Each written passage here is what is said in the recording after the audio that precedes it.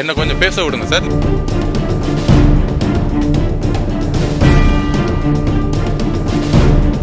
Sir நாங்கள் பேசணும்னு நினைக்கிறேன். இவர் கொஞ்சம் அமைதியாக இருக்க சொல்லுங்க. எதுக்காக நீங்க இப்படி தடுக்கிறீங்கன்னு எனக்கு தெரியும். நீங்க அலோ பண்ணுங்க, நாங்க பேசுறத கேட்கிறோம். நீங்க அமைதியா இருங்க. என்ன கொஞ்சம் பேச விடுங்க சார். நீங்க சன் டிவின்னு தெரியும், என்ன பேச விடுங்க. என்ன பேச விடுறதுக்கு என்ன எல்லாம் சொந்தம் இருக்கு எனக்கு. ஸோ நீங்க தடுக்காதீங்க. எங்களுக்கு 15 நாள் நாங்க பேசாம இருக்கிறோம். நாங்க உண்மையை சொல்லணும். நாங்க பேசிக்கிறோம். சார் நாங்க பேசுறோம். சார் நாங்க பேசணும்னு நினைக்கிறோம். இவர் கொஞ்சம் அமைதியா இருக்க சொல்லுங்க. எதுக்காக நீங்க இப்படி தடுக்கிறீங்கன்னு எனக்கு தெரியும். நீங்க அலோ பண்ணுங்க, நாங்க பேசுறத கேட்கிறோம். நீங்க அமைதியா இருங்க. ஸோ கரூர்ல இந்த இன்சிடென்ட்டுக்கும் இந்த தீர்ப்புக்கும் சம்பந்தம் இருக்கு. அதை நான் மக்கள்கிட்ட வந்து பதிவு பண்றேன். கரூர்ல போலீஸ் காவல்துறை தான், கரூர் காவல்துறை தான் எங்களை வந்து வரவேற்றாங்க. இது எந்த மாவட்டத்திலையும் நடக்கல. அவங்க தான் வந்து வரவேற்றாங்க. அவங்க தான் வந்து திட்டமிட்ட இடத்துல கொண்டு போய் அந்த இடத்துல நின்று பேசுங்கன்னு சொன்னாங்க. ஒட்டுமொத்த காவல்துறையும் வந்து ரோப்பை கொண்டு போய் கொண்டு வந்து வச்சா எந்த இடத்துல நிப்பாட்டினாங்களோ அந்த இடத்துல நிப்பாட்டினாங்க.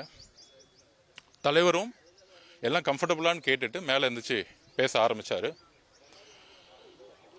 அப்படி தவறுகள் இருந்தால் ஏன் காவல்துறை கரூர் மாவட்டத்துடைய எல்லையிலேயே வரவேற்கணும்? Number 1 question. அப்போ பேச ஆரம்பிக்கும் பொழுதே தலைவர் எப்பொழுதுமே மக்களை பார்த்து தான் பேசுவார். எங்கே தண்ணி கேட்டாரோ அங்கே தண்ணி அவர் கையாலே கொடுத்தாரு. எங்கே ஆம்புலன்ஸ் வழிவிடுன்னு சொன்னாலும் அவரே சொன்னார். ஸோ அவரை பொறுத்த வரைக்கும், எங்களை பொறுத்த வரைக்கும் எந்த பிரச்சனையும் நிலவில்லைன்னு சொல்லிட்டு அவர் பேச்சை முழுமையாக கவனிக்காமல் மக்களை பார்த்துட்டு அமைதியாக எவ்வளோ ஷார்ட்டாக முடிக்க முடியுமோ ஷார்ட்டாக முடிச்சுட்டு கிளம்பணும். நம்பர் 1. நம்பர் 2, இந்த இடத்தை எந்த அளவுக்கு ஃபோர்ஸ் பண்ணி தமிழக வெற்றி கழகத்துக்கு கொடுத்தாங்கிறதுக்கான ப்ரூஃபை நாங்கள் வந்து உச்சநீதிமன்ற தலைமை நீதிபதிக்கிட்ட நாங்கள் வந்து கொடுப்போம். ஏன்னா எங்களுக்கு ஏன் வந்து தமிழக அரசு மீது என்கொயரி மீதோ நம்பிக்கை இல்லை அப்படின்னா, இந்த இஷ்யூ நடந்த பிறகு எல்லாரும் சொல்கிற மாதிரி இவங்கெல்லாம் ஓடிட்டாங்க, அது வரல. எங்களுடைய மொபைல் நெட்வொர்க்கை செக் பண்ணலாம். கரூரோட பார்டரில் நானும் பொதுச் செயலாளர் நிர்மகுமார் அவர்கள், அருண்ராஜ் அவர்கள் எல்லோரும் காத்துக்கிட்டு இருந்தோம். காவல்துறை வர வேணாம், வந்தால் கலவரம் வரும், நிறைய பிரச்சனை நடக்கும்னு வலியுறுத்தினாங்க. அதையும் நாங்கள் தாக்கல் பண்ணுவோம். ஒரு திட்டமிட்டு தமிழக வெற்றி கழகம் வரக்கூடாதுன்னு சொல்லிட்டு அந்த இன்சிடென்ட் நடக்கும் பொழுதே ஒட்டுமொத்த மாவட்ட செயலாளர்களையும் ஒட்டுமொத்த கட்சியையும் தடியடி நடத்தி ஒரு மிகப்பெரிய தீவிரவாதிகள் மாதிரி யார் அடித்து அனுப்பிச்சாங்கிறது நாங்கள் பதிவு பண்ணுவோம். நாங்கள் அந்த இறப்பு ஏற்பட்ட உடனே நாங்களும் மனுஷங்க தான். எல்லாரும் சொல்கிற மாதிரி 75 வருஷமாக இருக்கிற 60 வருஷமாக இருக்கிற அரசியல்வாதியும் கிடையாது. நாங்கள் ஒரு மனிதர்கள். அதுக்கப்புறம் தான் தலைவர்கள், அதுக்கப்புறம் தான் அரசியல். அப்படி இறப்பு ஏற்பட்ட உடனே முதல் 3 நாள் 4 நாள் என்ன செய்யணும்னே தெரியாது. ஏன்னா எங்களுக்குள்ள இன்னும் ஒரு மனிதாபிமானம் இருக்குது. எங்களுடைய உறவுகள் இறந்த பிறகு இப்போ என் வீட்டில் ஒரு அம்மாவோ ஒரு அப்பாவோ ஒரு அக்காவோ இறந்தால் நான் மீடியாவில் முன்னாடி நாங்கள் வந்து பேசிகிட்டு இருக்க மாட்டோம், உண்மையை சொல்லிட்டு இருக்க மாட்டோம். இந்த சந்தர்ப்பத்தை திமுக பயன்படுத்திட்டு அன்னைக்கு ஃபுல்லாக என்ன நாடகம் பண்ணாங்கன்னு உங்களுக்கு தெரியும், மக்களுக்கு தெரியும். அந்த நாடகத்தோட நாங்கள் சட்ட ரீதியாக போராடக்கூடாதுன்னு அந்த வாரம் 27லிருந்து அதுக்கு அடுத்த வாரம் சண்டே வரைக்கும் கோர்ட் ஹாலிடே. இது ஒரு மிகப்பெரிய திட்டமிடலோட எங்களால் ஜுடிஷியலாகவும் போய் முறையிட முடியாது. உண்மையை வந்து பேட்டி கொடுத்தா உண்மைக்கு முரணான்னு இருக்குன்னு சொல்லிட்டு நிறைய யூடியூபர்ஸ் கைது செய்யப்பட்டாங்க. அதையும் மீறி சோசியல் மீடியாவில் வந்து பேசினா கைது செய்யப்பட்டாங்க. ஏன்னா உண்மை ஒரு பக்கம் மட்டும்தான் தெரியணும், அவங்க மட்டும்தான் பேசணும். அரசு உடைய செய்தித்துறை நிறுவனம் ஒரே ஒரு வேலை செஞ்சிச்சு, தாவேக்கா மீது எப்படி பொய் குற்றச்சாட்டுகளை சொல்லலாம். இதுதான் அந்த ஒரு வாரமாக ஹாலிடே இருந்தது. கோர்ட்டுக்கு மூவ் பண்ண முடியல.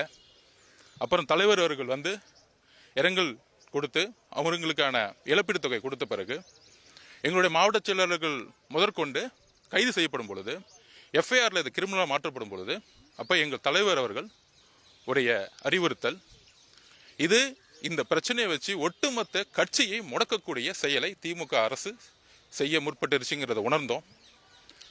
அதுக்கான பதிவை நான் பண்ணுறேன். ஏதோ குற்றச்சாட்டு சொல்ல. திருமதி அருணா ஜெகதீசன் அவர்களுடைய தலைமையில் ஒரு விசாரணை ஆணையம் அமைக்கப்பட்ட பிறகு ஏன் வந்து உயர் அதிகாரிகள், ஹோம் செக்ரட்டரி, ஹெல்த் செக்ரட்டரி எல்லாரும் வந்து எந்த தவறும் செய்யலைன்னு சொல்ல முடியும்? ஒரு விசாரணை நடந்துட்டு இருக்கும் பொழுதே எப்படி வந்து காவல்துறையில் இருக்கக்கூடிய ஒரு ஹோம் செக்ரட்டரி இதில் எந்த தவறு இல்லைன்னு சொல்ல முடியும்? அப்புறம் எதுக்கு வந்து விசாரணை ஆணையத்தை உருவாக்குனாங்க? விசாரணை ஆணையம் விசாரித்து முழுமையான அறிக்கை கொடுக்கறதுக்கு முன்னாடியே ஒரு ஹோம் செக்ரட்டரி, ஹெல்த் செக்ரட்டரி, ஒரு உச்சபட்ச அதிகாரத்தில் இருக்கிறவங்க இந்த தவறு தாவேக்கா தான் செய்துன்னு வாய்த்தரன்னு சொல்லாமல் அவங்க பக்கத்தை நியாயத்தை மட்டும் சொல்லிட்டு இருந்தாங்க. இதுவே வந்து அவங்க அமைச்ச கமிஷனுடைய ஒரு அதிகார மீறலுங்கிறத நாங்கள் பதிவு பண்ணுறோம். நம்பர் 1. நம்பர் 2, உயர்நீதிமன்றத்தில் ஒரு கேஸ் ஃபைல் பண்ணாங்க. அது யார் கேஸ் ஃபைல் பண்ணு மக்களுக்கு தெரியும். அந்த கேஸில் ப்ரேயரே கிடையாது. தமிழக வெற்றி கழகத்திற்கு எதிராக, அதுவும் குறிப்பாக எங்கள் தலைவருக்கு எதிராக கடுமையான வார்த்தைகள், அவருடைய தலைமை பண்பு, அவருடைய வருகை, அவருடைய அரசியல் வருகை, என்ன கோபம் உங்களுக்கு?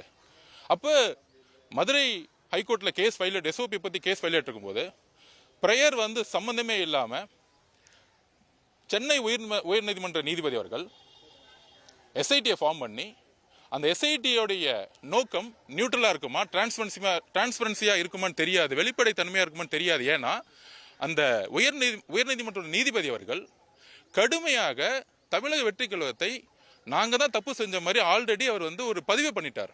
எந்த விதமான என்கொயரியும் கிடையாது. பொதுவாக வெக்கேஷன் கோர்ட்டில் பில் கேஸ், பப்ளிக் லிட்டிகேஷன் கேஸை வந்து எடுத்த உடனே நோட்டீஸ் அனுப்புவாங்க. ஆனால் அன்றைக்கே எடுத்து, அன்றைக்கே ஒரு ஜட்ஜ்மெண்ட் கொடுத்து, அன்றைக்கே தமிழக வெற்றி கழகத்தை ஒரு குற்றவாளி மாதிரி ஆக்கி, அதில் தலைவர் விஜய் அவர்களையும் ஒரு குற்றவாளி ஆக்கியக்கூடிய ஒரு ஜட்ஜ்மெண்ட் இருக்கு பாருங்க. தமிழக வரலாற்றிலேயே மദ്രാஸ் ஹைகோர்ட்டில் இந்த மாதிரி ஒரு தீர்ப்பை கொடுத்ததே கிடையாது. அந்த தீர்ப்புக்கு அப்புறம் தான் புரிஞ்சுக்கிட்டோம், இந்த திமுக அரசு, திமுக கட்சியை யூஸ் பண்ணாமல் மக்களால் தேர்ந்தெடுக்கப்பட்ட அரசை வச்சு தமிழக வெற்றி கழகத்தை எப்படி முடக்க முடியும், எங்கள் தலைவரை எப்படி முடக்க முடியும், எங்களுடைய பிரச்சாரத்தை எப்படி முடக்க முடியும். நேற்று கூட எங்கள் மாவட்ட செயலர் அரெஸ்ட்டு, 3 மாவட்ட செயலர் அரெஸ்ட் பண்ணுறாங்க. ஸோ இந்த மாதிரி கட்சியை முடக்கக்கூடிய ஒரு ஜனநாயக படுகொலையும் ஒரு எமர்ஜென்சியை ஒரு லாண்ட் ஆர்டர் மூலியமாக உருவாக்கியிருக்காங்க. ஸோ இந்த ஒரு பதிவோடு தான் தலைவர் அவர்களுடைய அறிவுறுத்தலில் இம்மீடியட்டாக டெல்லிக்கு கிளம்பணும், 1ஆம் தேதி கிளம்பணும். இங்கே வந்து உச்சநீதிமன்றத்தில் இருக்கக்கூடிய சீனியர் அட்வொகேட்ஸ், கோபால் சுப்ரமணியன் சாராக இருக்கட்டும், ஹரிமா சாராக இருக்கட்டும், எல்லாரும், அதுக்கு முன்னாடி இன்னொரு பதிவு பண்ணிடுறேன், எங்களுக்கு வந்து வழக்கறிஞர்கள் கிடைக்கக்கூடாதுன்னு ஒட்டுமொத்த ஒரு ஒரு ஒரு ஒரு செயலை வந்து செய்ய முற்பட்டாங்க. ஆனால் நாங்கள் எல்லா சீனியர் அட்வொகேட்ஸ்கிட்டையும் முறையாக எங்களுடைய நியாயத்தையும் எங்களுடைய நீதியையும் பதிவு செஞ்ச பிறகு, குறிப்பாக சென்னை உயர்நீதிமன்றத்துடைய அந்த ஜட்ஜ்மெண்ட்டுக்கு எதிராக நாங்கள் வந்து உச்சநீதிமன்றத்தை அணுகணும். அதில் காலையில் கூட நிறைய ரூமர்ஸ், தமிழக வெற்றி கழகம் வந்து பெட்டிஷன்ஸ் வந்து தப்பாக ஃபைல் பண்ணியிருக்காங்க, மனுதாரர் இல்லைன்னு. தமிழக வெற்றி கழகத்துடைய ஒரே பெட்டிஷன் தலைவர் அவர்களுடைய தலைமையில் அறிவுறுத்தின் பேரையில் பெட்டிஷனை ஃபைல் பண்ணோம். பெட்டிஷனுடைய நேம் ஆதவர்ஜுனா, நான் மட்டும்தான். தமிழக வெற்றி கழகத்தின் சார்பாக வேறு எந்த பெட்டிஷனும் ஃபைல் பண்ணல. அதை நான் வந்து பதிவு பண்ணிக்கிறேன். ஏன்னா வந்து நாங்கள் எங்களுடைய அமைதி, இந்த தீர்ப்புக்கு அப்புறம் 41 எங்களுடைய குடும்ப உறவுகளுக்கு ஒரு நீதி கிடைக்கணும், ஒரு ஜஸ்டிஸ் வேணும். 5வது நாள் எங்கள் தலைவர் எங்ககிட்ட எல்லாரையும் பார்த்து சொன்னார், நம்ம இந்த குடும்பத்தை எல்லாத்தையும் நம்ம வந்து நான் பர்சனலாக தத்தெடுக்க போகிறேன், நம்ம வாழ்க்கை முழுசும் நான் வந்து இவங்களோட பயணிக்க போகிறேன். இந்த உறவுகள் வந்து ஏதோ வந்து நம்ம காசு கொடுத்தோங்கிறது இல்லாமல் அவங்களுடைய வாழ்க்கையோட தேவைக்கு எல்லாமே ஏதோ வந்து நாள் போயிட்டு மலர் வலை வச்சுட்டு போகிறது வந்து எங்கள் தலைமையோ தமிழக வெற்றி கழகமும் கிடையாது. வாழ்க்கை முழுவதும் அவருக்கு தேவையான ஒரு பயணத்தை நாங்கள் உருவாக்குறோம். அதோடு இந்த இறப்புக்கு ஒரு நியாயம் கிடைக்கணும். 100% இதில் ஒரு சதித்திட்டம் இருக்கு.